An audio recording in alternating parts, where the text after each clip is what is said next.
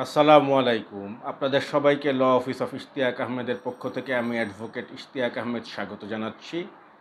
আজকে একটি গুরুত্বপূর্ণ বিষয় নিয়ে আলোচনা করব।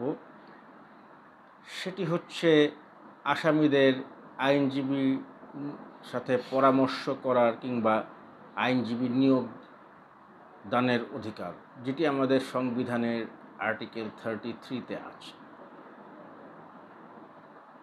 সেটি কিভাবে ক্ষুণ্ণ হয় যখন আসামিকে সে অধিকার থেকে বঞ্চিত করা হয়, কিংবা এই অধিকারটি কতক্ষণ পর্যন্ত কার্যকর থাকে, সে বিষয়গুলো নিয়ে আলোচনা করব। এবং এটি বলে নেই, এটি যে article 33 of the constitution of people's republic of বাংলাদেশেই লিখিত আছে তা নয়।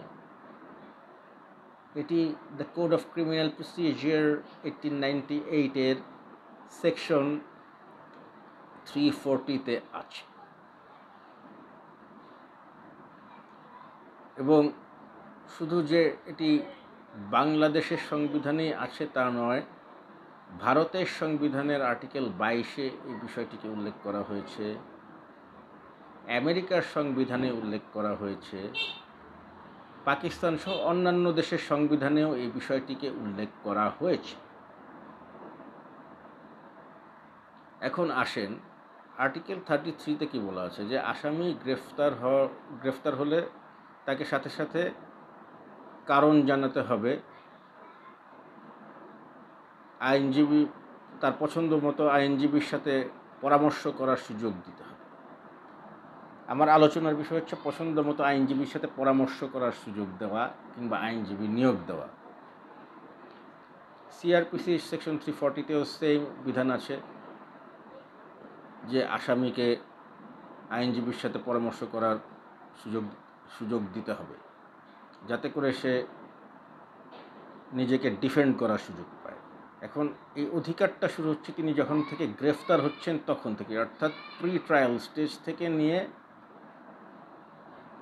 তাকে কোর্টে সারেন্ডার করে বেল করানো পর্যন্ত। অনেকে মনে করেন যে বেল করালেই শেষ হয়ে যায়, বেল করালেই সে রাইটটা শেষ হয়ে যাচ্ছে না। বেল করানোর পরে যখন তার বিরুদ্ধে চার্জ গঠন হচ্ছে, ডিসচার্জের হিয়ারিং হবে, কিংবা ডিসচার্জ যদি না দেয় বিজ্ঞ আদালত, সেক্ষেত্রে যদি তার বিরুদ্ধে চার্জ গঠন করেন, সেক্ষেত্রে ট্রায়াল স্টেজে গিয়ে সেটি ডিফেন্ড করা বা তার পক্ষে সাফাই সাক্ষী আনা ইত্যাদি, কিন্তু আইনজীবী নিয়োগ দিলে জিনিসটি সুচারুরূপে করা যায়। কিন্তু তাকে যদি আইনজীবী নিয়োগ দেওয়ার ক্ষমতা দেওয়া না হয়, কিংবা আইনজীবীর সাথে পরামর্শ করার সুযোগ না দেওয়া হয়, সেক্ষেত্রে কিন্তু আইন লঙ্ঘন হয়। আমরা একটু 5-6 বছর আগের বা আরও কিছু বছর আগের কিছু আলোচিত মামলার দিকে যদি ফিরে যাই, দেখা গেছে বলা হয়েছে যে অমুক মামলায় আসামির বিরুদ্ধে কোনো আইনজীবী নিয়োগ দেওয়া যাবে না। এটি নিয়ে ব্যাপক প্রতিবাদ, যে এখানে কোনো আইনজীবী আসামির পক্ষে দাঁড়াতে পারবে না, ইত্যাদি ইত্যাদি বিভিন্ন রকম মিডিয়া থেকে চাপ আসছে, জনগণের থেকে চাপ আসছে, যার প্রেক্ষিতে বার সমিতিগুলো বলেছে যে সেই মামলায় আসামির পক্ষে কোনো আইনজীবী দাঁড়াবে না। কিন্তু বার সমিতি এটা করে তাদের আইনটাকে লঙ্ঘন করেছে, কারণ বার কাউন্সিলের আইনে কোনো জায়গায় উল্লেখ নাই বা কোনো স্থানে এটা বলা নাই স্পষ্টভাবে এবং নির্দিষ্টভাবে যে কোনো গুরুতর বা আলোচিত অপরাধের অভিযুক্ত আসামির পক্ষে কোনো আইনজীবী দাঁড়াতে পারবেন না। বা স্বাভাবিকভাবে যদি বলা হয় যে কোনো অপরাধে আটক কোনো আসামির পক্ষে কোনো আইনজীবী দাঁড়াতে পারবেন না, এমন কিছু কিন্তু বলা নেই। এবং দেখা গেছে যে এটি নিয়ে মানবাধিকার কর্মীরা শুধু নয়, বিজ্ঞ সিনিয়র আইনজীবীরা পত্রিকায় লিখেছেন যে কাজটি সঠিক নয়, তারা টকশোতে এসে বলেছেন কাজটি সঠিক নয়। কিন্তু তারপরেও এই আইনের অপপ্রয়োগ হয়েছিল।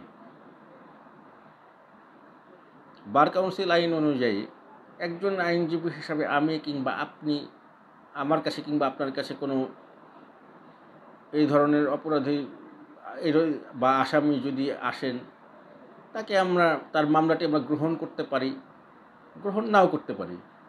গ্রহণ না করতে পারি এটা ঠিক আছে, কিন্তু অন্যজনকে বা অন্য বিজ্ঞ অ্যাডভোকেটকে বলতে পারি না যে ভাই বা আপা আপনি এই মামলাটা নেবেন না।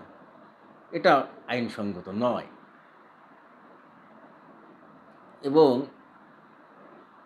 এই যে সকলে মিলে সেই অভিযুক্ত ব্যক্তিটিকে আমরা আইনজীবী পাওয়ার অধিকার থেকে বঞ্চিত করছি, এর থেকে তার যে সাংবিধানিক অধিকার আছে সেটি যেমন ক্ষুণ্ণ হচ্ছে, সিআরপিসিতে তার যে আইনগত অধিকার আছে আইনজীবী নিয়োগ দেওয়া সেটি যেমন ক্ষুণ্ণ হচ্ছে, আমাদের আন্তর্জাতিক আইন যেমন আইসিসিপিআর সহ অন্যান্য আন্তর্জাতিক আইনেও কিন্তু এই বিষয়গুলো উল্লেখ আছে। এবং তাকে আইনজীবীর মাধ্যমে মামলা পরিচালনা করা বা ডিফেন্ড করার সুযোগ না দিয়ে কিন্তু প্রিন্সিপাল অফ ন্যাচারাল জাস্টিস অডি অল্টারাম পার্টেম, অর্থাৎ কাউকে না শুনে কোনো বিচার করা যাবে না, যে নীতিটি আছে সেই নীতিটিও আমরা মানছি না। এবং একই সাথে প্রিজাম্পশন অফ ইনোসেন্সের যে নীতিটি আছে, no one is guilty until he has proven guilty by the court of law,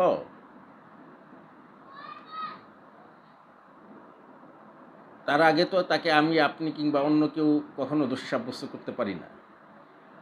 তার আগ পর্যন্ত তিনি নিরপরাধ এবং তার সমস্ত আইনগত অধিকার আছে আইনজীবীর মাধ্যমে মামলা লড়ার। সেটি থেকে বঞ্চিত করার অধিকার আমাদের কারো নাই। এবং এটি থেকে যদি বঞ্চিত করি সেখানে অসঙ্গতি সৃষ্টি হয়। কাজেই আসুন আমরা আইন জানি, আইন মানি, আসামিকে আইনজীবীর মাধ্যমে মামলা পরিচালনা করার সুযোগ দেই, কিংবা আসামিকে আইনজীবীর সাথে পরামর্শ করার সুযোগ দেই এবং সংবিধানকে সমুন্নত রাখি। আজকের আলোচনা এ পর্যন্তই। আপনারা ভালো থাকুন, সুস্থ থাকুন, এই কামনায় আমি বিদায় নিচ্ছি। আল্লাহ হাফেজ।